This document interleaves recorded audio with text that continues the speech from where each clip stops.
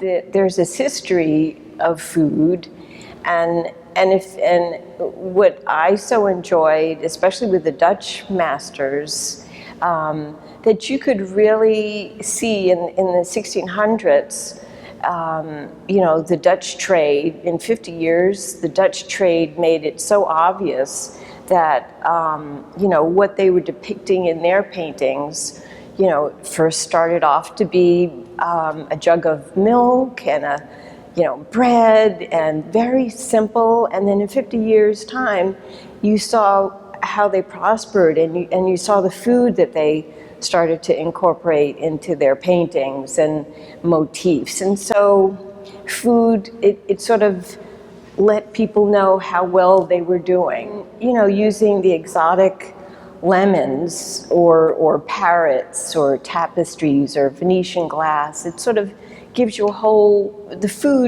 it gives you a whole history of the people. For me, what I fell in love with is that the light kisses the objects. And that's sort of what I try to incorporate in my images. It's, light just sort of kisses things, and it makes them important and kind of caresses them. So it's pretty much what you see is what you get. There is slight manipulation. Certainly color management is essential.